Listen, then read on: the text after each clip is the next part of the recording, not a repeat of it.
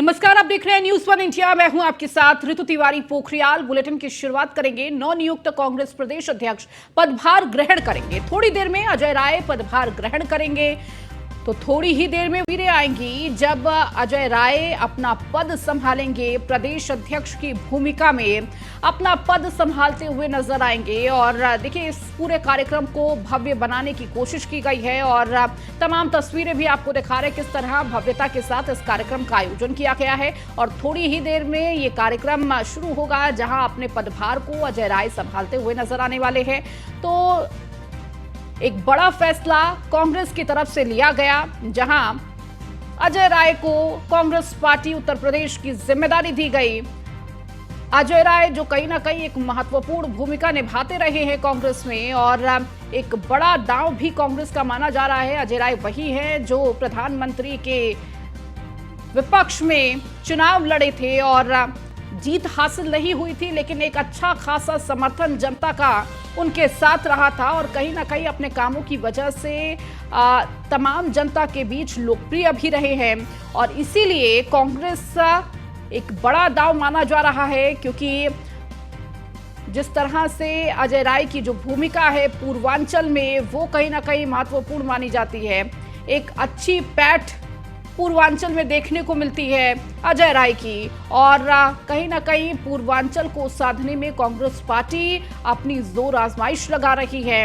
और किस तरह से तमाम बड़े बड़े बदलाव भी देखने को मिल रहे हैं। प्रियंका गांधी के बेहद करीबी हैं अजय राय, और जब ये फैसला लिया गया, तमाम कयास भी लगाए जा रहे थे कि शायद प्रियंका गांधी को मैदान में उतारने की तैयारी है और उसीलिए ये पूरी लैंडिंग की तैयारी की जा रही है। हालांकि ये तस्वीर तो आने वाले चुनावों में साफ होगी, लेकिन उससे पहले एक बड़ी जिम्मेदारी अजय राय को दी गई है कांग्रेस पार्टी के द्वारा। संदीप मिश्रा हमारे संवाददाता हमारे साथ फोन लाइन पर जुड़ चुके हैं। संदीप, अभी क्या कुछ जानकारी मिल रही है, क्योंकि आज अजय राय अपना पदभार संभालेंगे और इस कार्यक्रम को भव्य बनाया गया है?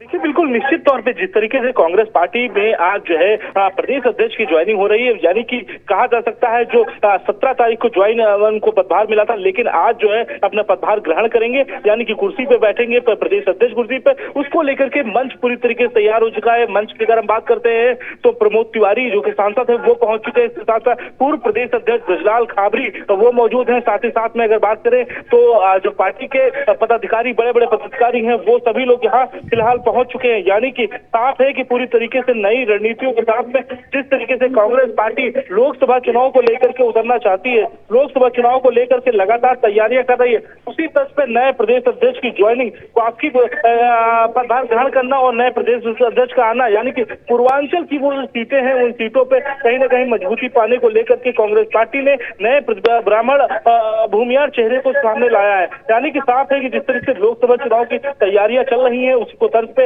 नए सिरे से नए भूमियार ब्राह्मण के साथ में पूर्वांचल की जो सीटें हैं उन पे जो है काम करने का काम कांग्रेस पार्टी कर रही है। तो अगर बात करते हैं मंच की, तो मंच अब तक तैयार हो चुका है, लेकिन बस प्रदेश अध्यक्ष के आने की आवश्यकता है। यानी कि रास्ते में है लगभग 100 से अधिक गाड़ियों का काफिला है जो बनारस से लखनऊ तक आ रहा है, उनके साथ आ रहा है। जगह जगह पे उनका जो है स्वागत किया जा रहा है और लगातार कार्यकर्ताओं के अंदर उत्साह है।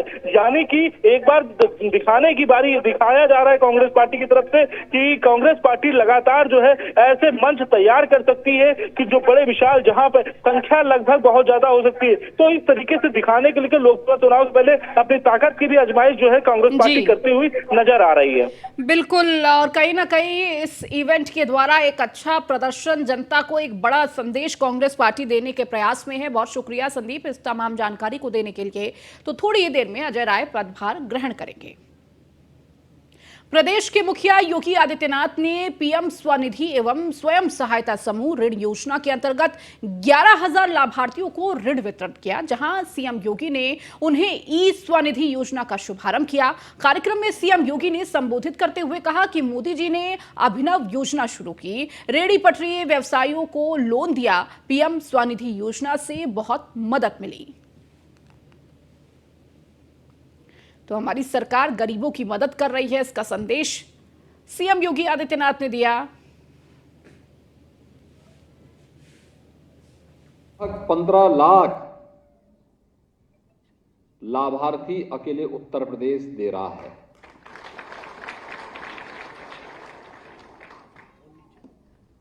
यानी इन 15 लाख स्ट्रीट वेंडर को 2020 के पहले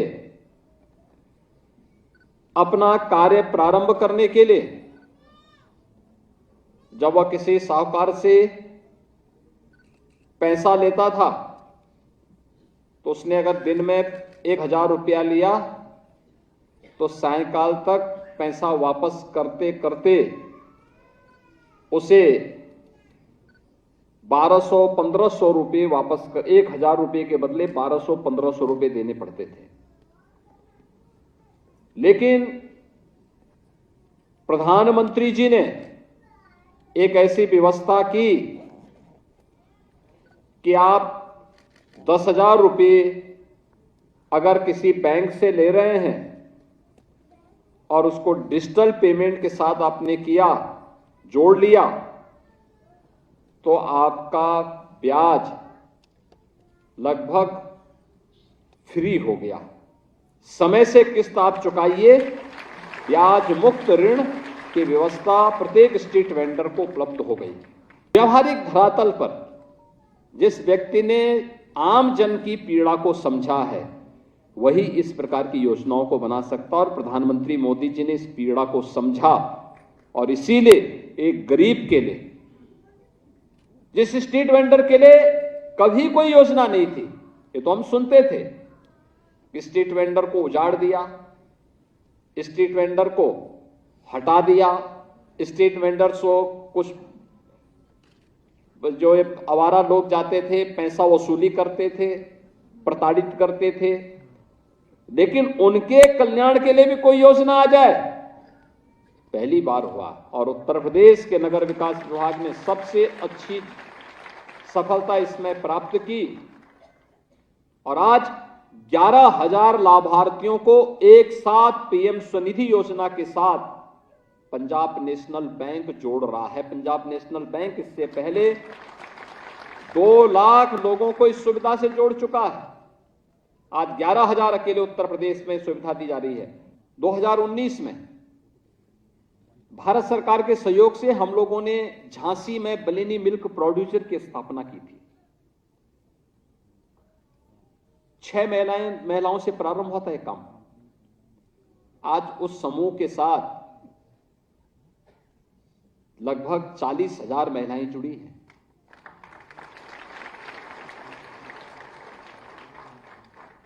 उनका वार्षिक टर्नओवर 150 करोड़ से अधिक है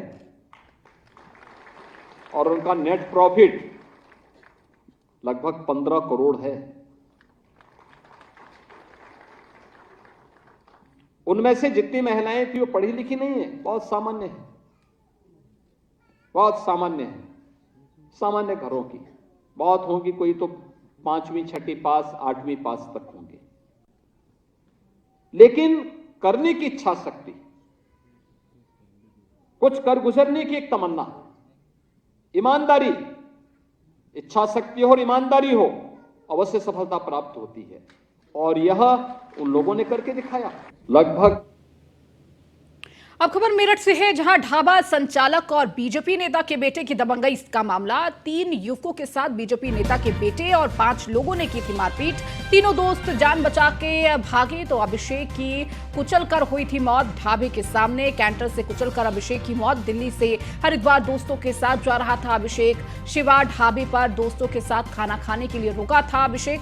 ढाबे के अंदर लगे सीसीटीवी का डीवीआर लेकर ढाबा मालिक फरार। पुलिस ने 5 लोगों के खिलाफ मुकदमा दर्ज किया है। मामले में बीजेपी नेता संजय का बेटा सचिन है आरोपी। मेरठ के थाना परतापुर क्षेत्र में शिवा ढाबे का ये पूरा मामला।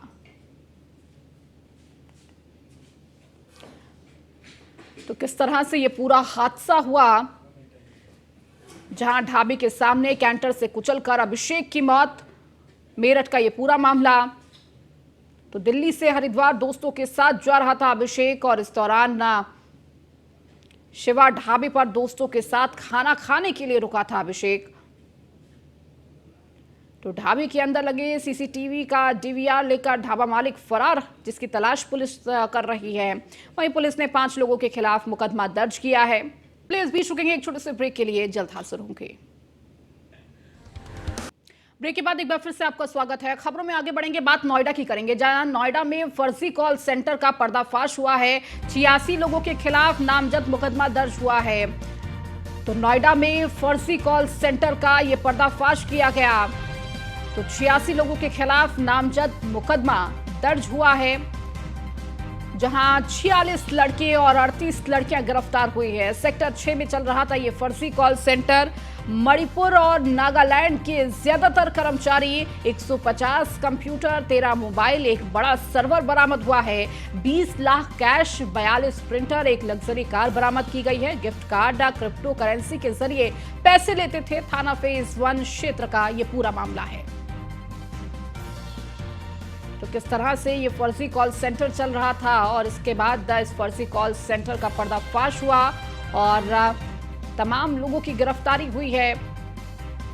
46 लड़के इस कॉल सेंटर में काम करते थे, वहीं 38 लड़कियां, ज्यादातर मणिपुर और नागालैंड के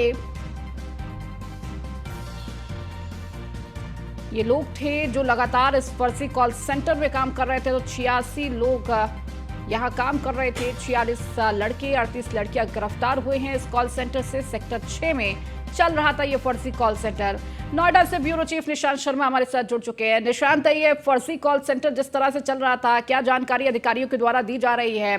किस तरह से इसका पता चला, पर्दाफाश हुआ? देखिए, बिल्कुल नोएडा पुलिस की छापेमारी के बाद ये बड़ा खुलासा हुआ है, जिसमें इंटरनेशनल अवैध रूप से कॉल सेंटर सेक्टर 6 में संचालित हो रहा था और जिसके बाद ये बड़ी छापेमारी की गई है। हालांकि मौके से देखा जा रहा है कि 40 लड़के और 38 लड़कियां वहां मौके से गिरफ्तार किए गए। इन्हें हिरासत में रखा गया। पूछताछ के बाद इनके खिलाफ 86 लोगों पर मुकदमा दर्ज किया गया। और सबसे बड़ी बात है कि लगातार नोएडा में बैठकर विदेशी लोगों को ठगने का काम कर रहे थे, इंटरनेशनल कॉल कर रहे थे। लगातार कहीं ना कहीं ये अंतर्राज्यीय कॉल सेंटर का ये पुलिस ने भंडाफोड़ किया है और इस पर और कहीं ना कहीं ये भी देखा जा रहा है इनके पास से लगभग 150 जो लैपटॉप हैं, कंप्यूटर हैं, वो बरामद हुए हैं। तकरीबन 20 लाख रुपए नकदी बरामद हुई है। सर्वर बरामद हुआ है। माउस, सीपीयू वगैरह जो इनके अन्य जो कागजात हैं, कुछ फर्जी सर्टिफिकेट कुछ टाइप के जो हैं, वो कहीं ना कहीं डाटा इनके पास से बरामद हुआ है और कहीं ना कहीं ये पुलिस की एक बड़ी कामयाबी देखी जा रही है, जिसके बाद में सेक्टर 6 में ये छापेमारी की गई और छापेमारी के बाद में एक बड़ा भंडाफोड़, जो बड़ा खुलासा जो है वो सामने देखा गया है। ठीक है निशांत, बहुत शुक्रिया इन जानकारियों को देने के लिए। तो ये बड़ी खबर आपको नोएडा से दे रहे थे। अब खबरों में आगे बढ़ेंगे, बात संभल की करेंगे। लगातार जिस तरह से ये पूरा मामला देखने को मिला है, इस बीच खबर मेरठ से आ रही है, जहां ढाबा संचालक और बीजेपी नेता के बेटे की दबंगाई का मामला ये सामने आया है। ये बड़ी खबर आपको मेरठ से दे रहे हैं, जहां पर किस तरीके से ढाबा संचालक और बीजेपी नेता के बीच दबंगाई का ये वीडियो भी सामने आया, ये मामला भी सामने आया है। और लगातार आपको बता रहे हैं कि जिस तरह से ढाबा संचालक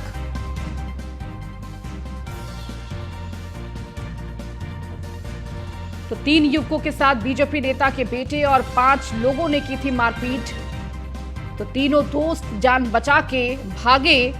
तो वहीं अभिषेक की कुचलकर हुई थी हत्या। ढाबे के सामने कैंटर से कुचलकर अभिषेक के रुका था अभिषेक। तो ढाबे के अंदर लगे सीसीटीवी का डीवीआर लेकर ढाबा मालिक फरार हुआ है। तो पुलिस ने 5 लोगों के खिलाफ मुकदमा दर्ज किया।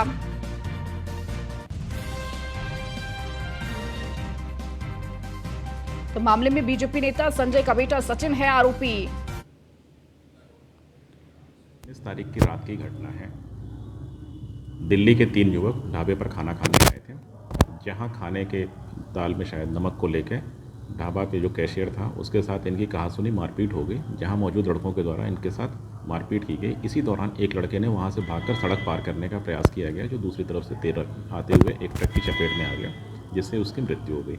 इस संबंध में थाना परतापुर पर समुचित धाराओं में अभियोग पंजीकृत किया गया है और अभियुक्त की गिरफ्तारी, ट्रक ड्राइवर को हिरासत में लिया जा चुका है। अन्य व्यक्तियों के नाम प्रकाश में आ गए हैं, जिनकी गिरफ्तारी के प्रयास किए जा रहे हैं। 19 तारीख की रात की घटना है।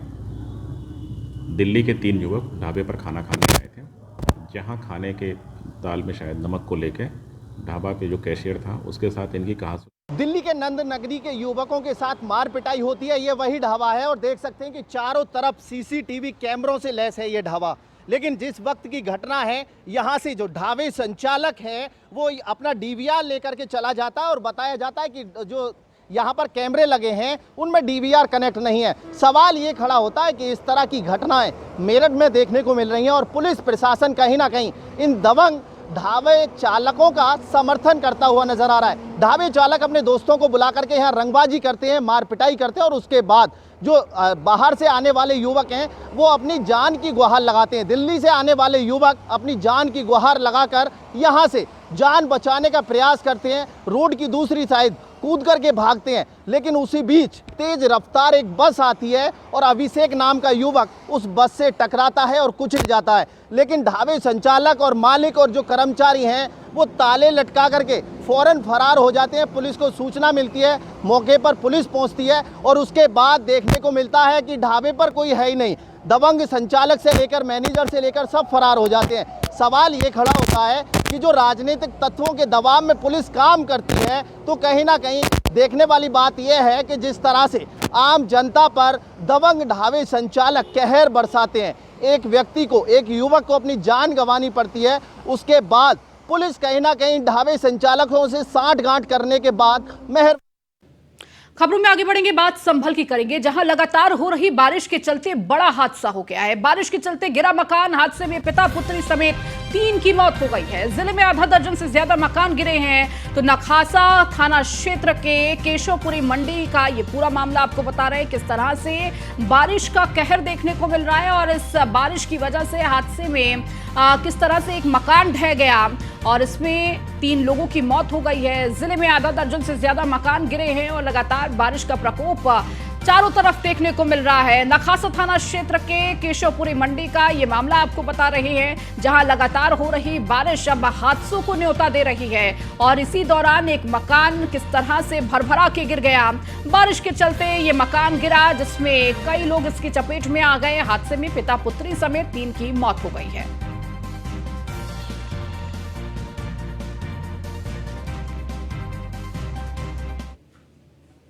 धनारी पट्टी लाल सिंह गांव में अतिवृष्टि के कारण एक मकान की छत गिर गई, जिसमें एक ही परिवार के 4 लोग रहते थे, जिसमें पति पत्नी एवं 2 पुत्रियां थी। मौके पर ही पति एवं एक पुत्री की।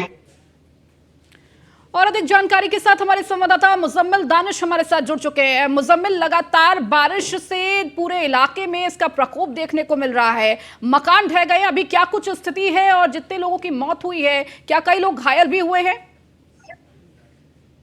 मैं आपको बता दूं जिस तरह से ये तस्वीर आ रही है संगम के ये 2 इलाके की है, जहाँ पर थाना धनारी में वहाँ पर पिता और पुत्री की वहाँ पर मृत्यु हुई है। उसके अलावा थाना नखासा इलाके में केशवपुरी में एक कुछ महिला की हुई है। तेज बारिश लगातार चल रही है, करीब 24 घंटे से ज्यादा हो गए हैं। लेकिन इसी बीच जिस तरह से आधा दर्जन से ज्यादा लोग बताया जा रहे हैं कि जहाँ मकान गिरे उसमें करीब 1 दर्जन से ज्यादा लोग जो है यहाँ पर घायल है। इन घायलों में करीब 3 लोगों की मौत की पुष्टि की गई है, जिससे कि यहाँ के डीएम मनीष बंसल ने अधिकारियों को इत्तला दी और अधिकारी मौके पर पहुंचे, वहाँ जांच पड़ताल कर रहे हैं।